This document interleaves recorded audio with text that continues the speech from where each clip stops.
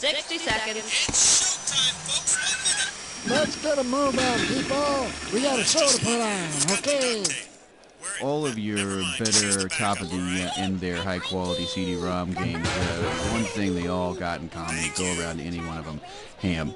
Okay. They got good ham, they got large quantities, sure. And I just find that to be lacking here, and it's really disgraceful. Hello, players.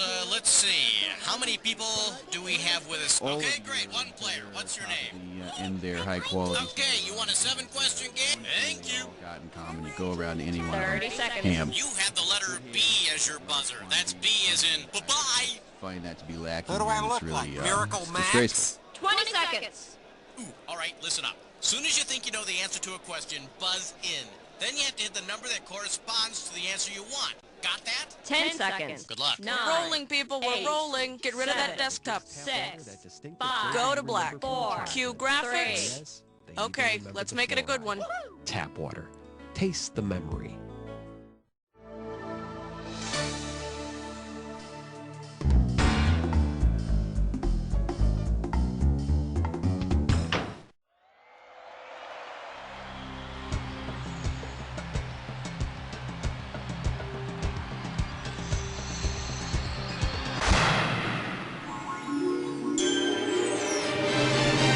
It's time for the show where high culture and pop culture collide.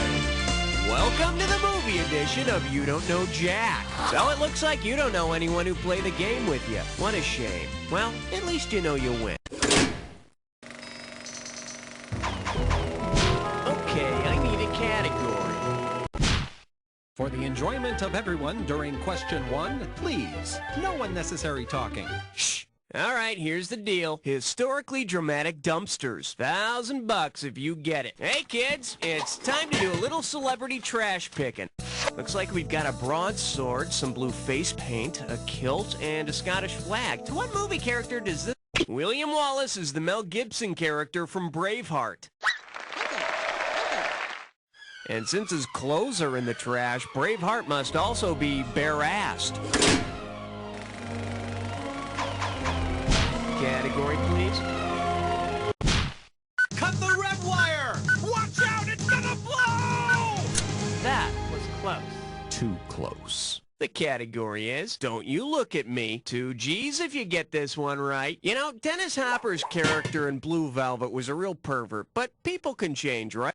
Imagine that Frank Booth from Blue Velvet now has a warm and fuzzy personality and works with children. For what activity might he use his favorite equipment? Winning the 3-legged race, making rope and tire swings, teaching kids about stars. In Blue Velvet, Frank Booth likes to inhale gas from a portable tank. So at the kids' party, if you hear high-pitched crying and shouts for mommy, it's probably Frank. I need a category.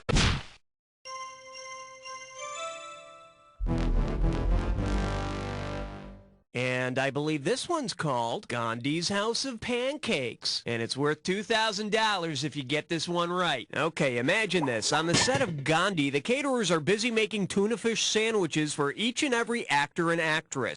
If all of the extras in Gandhi became inspired and went on a 1-meal hunger strike, which of these would be the correct number of unused food items? 2.5 salads, 250 fruit?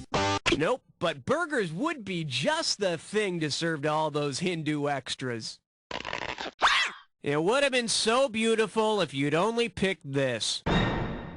There were approximately 250,000 extras used for Gandhi, and when they weren't invited to the premiere, they all set themselves on fire. Okay, pick a category. My question for...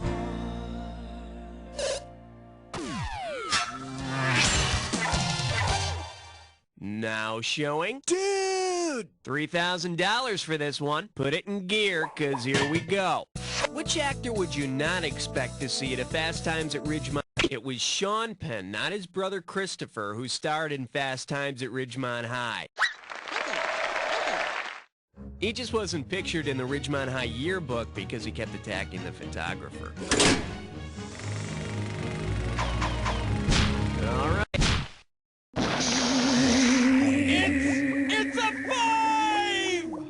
let's give a nice warm welcome to the good, the bad, and the easy. $1,000 at stake on this one. All right, for this question, you have to recall your knowledge of The Wizard of Oz, Jacob's Ladder, and Dr. Seuss's The 5,000 Fingers of Dr. T.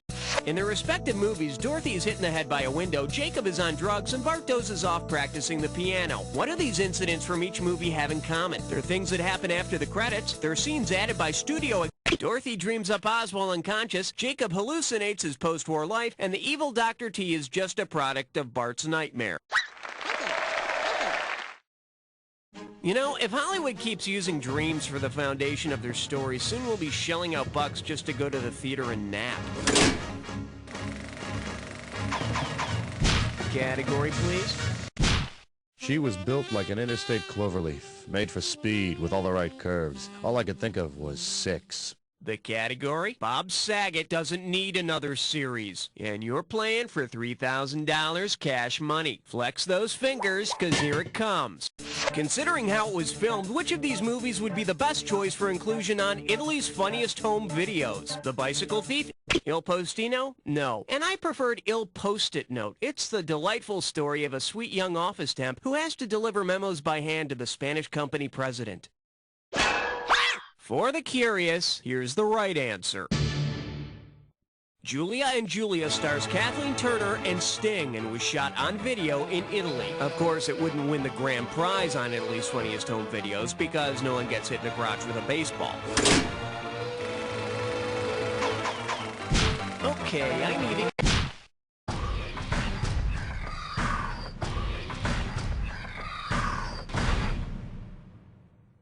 Coming at you, good head. And we're talking 2,000 for this baby. Strap on your helmet, we're going in. Imagine you're remaking the short-lived TV sitcom Herman's Head, but this time you're calling it Edith Head. Edith Head was a costume designer who won 8 Academy Awards. The show Edith Head may be just as lame as Herman's Head, but it's gonna be covered with terrific hats. I need a category. Excellent choice. It's time to play Dis or Dat. And this Dis or Dat question's category is Down Boy. Now I'm gonna read off 7 movies. Oh, so you already know how to play. Okay, let's put 30 seconds on the clock then. Here we go. Annie, good dog or evil dog? Man's best friend. The Thin Man. Lassie, come home. Chomps. Cujo. The Pack. Let's go get the one you skipped. Man's best friend. That's all she wrote. Perfect. And with time to spare, here you go. Well, good things happen to good people, right? Okay, let's move on. Category, please.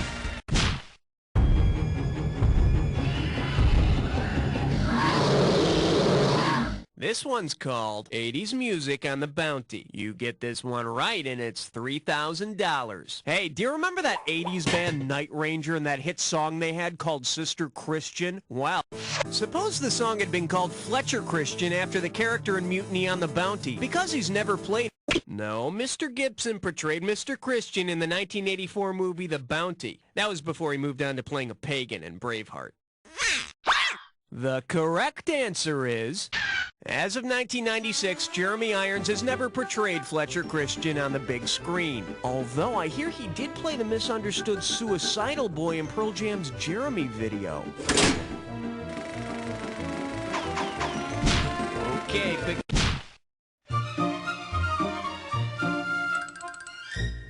Say hello to synthetic breasts and high standards. $3,000 on the table for this one. Fire up those frontal lobes. Here's the question. Sure, you're the worldly type, but you draw the line at dating non-humans. Because her character is the only human listed, which woman is the only one you'd want to take to the movies? Sean Young in Blade Runner, Dorothy Stratton in Galaxina, Melanie Griffith. No, Galaxina is a robot, or a little galaxy. Let's take a look at the right answer. Melanie Griffith plays a real woman in Cherry 2000. You know, a real woman, the kind that has an awesome body, perfect hair and teeth, and flawless makeup, all while living in a post-apocalyptic society. Okay, we're halfway home. Let's see how round 2 treats you. Every question in round 2... All right, hit me.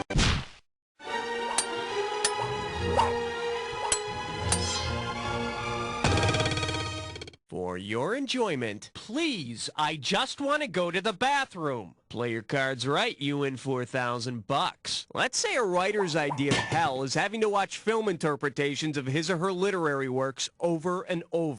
Based on the number of films that have been adapted from his literary works, which American writer would spend the most time in hell watching movies? John, that's wrong, and I don't like your outfit.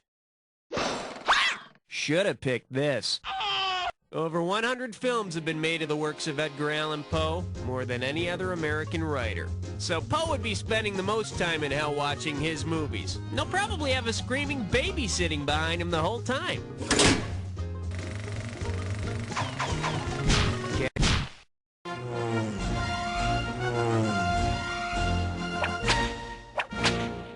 This category is known as Cartoon Faux Pas. Better wake up, there's $6,000 at stake. All right, listen up. Suppose you've just moved to Toontown, home of Roger Rabbit, and you've invited some of your new neighbors over for a housewarming party. It's getting late, the guests are getting rough. They wouldn't care for the dip. Dip was the name of the stuff used to erase cartoon characters in Who Framed Roger Rabbit.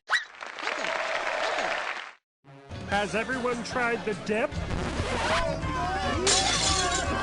Boy, it's a good thing I didn't mention the salsa. I need a...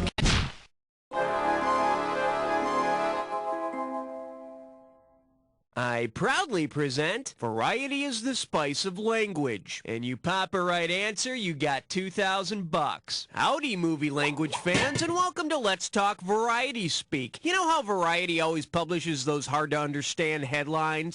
What's the best translation for the famous Variety headline, Sticks, Nicks, Hicks, Picks? Criminals hate romantic comedies, New Yorkers hate Woody Allen films, rednecks hate Save the Farm films, or women hate karate films. Sticks, Nicks, Hicks, Picks refers to the idea that people in small towns don't like to see small town movies.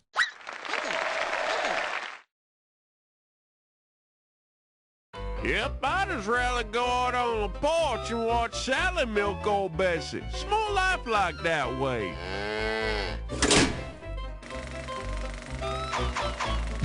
Okay, I need a category.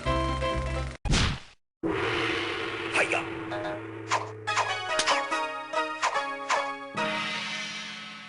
The selection is The Music Ain't All That's Swelling. $6,000 on the table. Better make it good. Okay, picture this. You're a director about to film the love scene in what you hope Michael Medved will call the family holiday movie of the year. You want the movie to be rated PG, so when the characters start the love act, you employ the Lubitsch touch. Director Ernst Lubitsch pioneered the technique of suggesting sex without showing anything. Wow, if he directed Henry and June, it would have been like 20 minutes long. Category, please. In the deepest reaches of the Congo lies question 15. Okay, give it up for I Want to Rock and Roll All Night and Then Sleep. And get this one right, you got 4K coming your way. Just step up and take a swing at this one. If the 1947 version of Kiss of Death had starred the members of the rock band Kiss, which scene would we have seen in the movie? Gene Simmons spitting blood on a cop? Paul Stanley Ace wearing a wire? I wonder if that's how he came up with the song Shock Me. Trust me, the Kiss fans out there, they got that one. Let me show you what someone smart would have picked. In the original Kiss of Death, Richard Widmark gleefully pushes an old woman in a wheelchair down a flight of stairs. Apparently, she borrowed his makeup. Okay, pick a category. Uh-oh, dress buttless blind boar. It's time for a Ticklish Test Gum. Your gibberish category for today is tough love and big men. The opening value for this gibberish question is $10,000. Now listen up. Every second and a half, some of the cash is going to disappear, so if you want to win big, you got to be quick. Okay, now listen up and tell me, what phrase does this rhyme with? Diet, Ron, you sweat. And don't be fooled by the punctuation.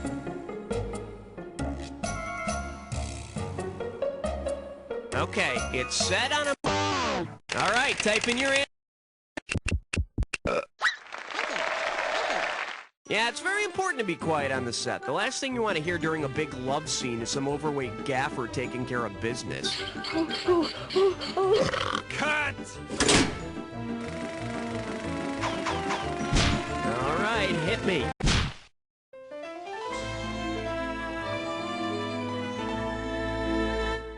Here we have, hey, good looking, what you got hooking? 6,000 big ones for a right answer. Whoa, must be tough. Okay, class, pay attention. Remember that 1987 docudrama about hookers called Working Girls? Well, considering the name of the director of Working Girls, what might you expect the director to have done to the cast if there had been a problem on the set? Given them all 40 whacks with an axe, written helter-skelter in their blood, stolen their money, and jumped... Now, that'd be D.B. Cooper on the set of The Invisible Man. Bet you wish you'd pick this. The director of Working Girls is named Lizzie Borden. Of course, the subjects of her docudrama also gave a few guys 40 whacks, but it cost them $100. Category. Question 18. Honor student by day, stripper by night. Well, what do we have here? Does anyone have a tissue? And you pocket $2,000 if you get this one. Okay, let's say you decide to catch a movie after work, and when you get home, your wife accuses you of having an affair and demands an apology. If you respond to your wife's request for an apology, you saw Love Story on your way home. And saying this means never having to worry about sex again. Okay, I need a cat.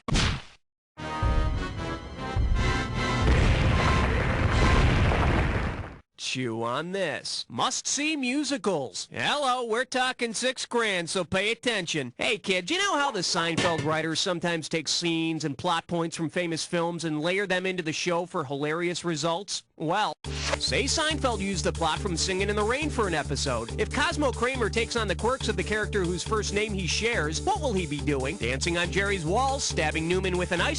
Cosmo Kramer from Seinfeld shares his name with Cosmo Brown from Singin' in the Rain, who dances, among other places, on walls during the song Make 'Em Laugh.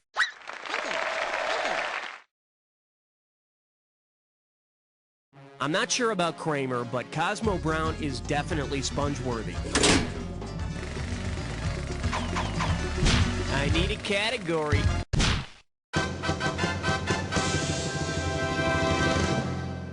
Let's see what we got going. At least he looks stunning. I'm sending over 4,000 dead presidents if you get this one. Hey, I got some money riding on this, so when you think you can tell me this guy's name, hit your buzzer and type it in. Got it? Let's see. This guy played a vampire in the late 70s.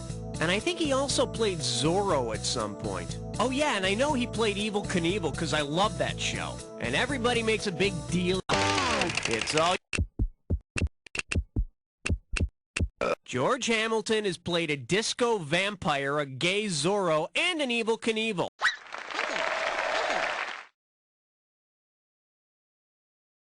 And if he spends any more time in the sun, his next role could be as one of the California Raisins.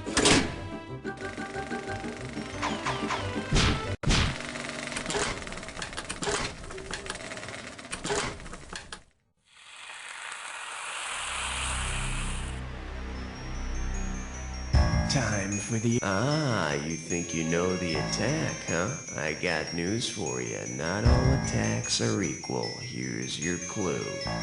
Instruments ready? All right then. Let's make some music.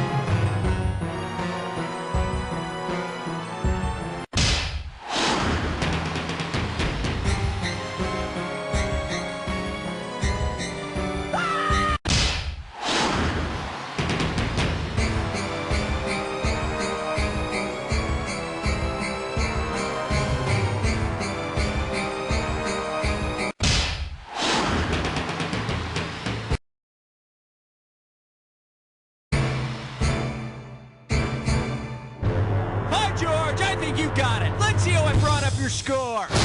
That's the game. Man, your score is through the roof. Very impressive. Too bad there's no other players around to impress. Guess this will be our little secret, because as far as the rest of the world is concerned... You don't know Jack!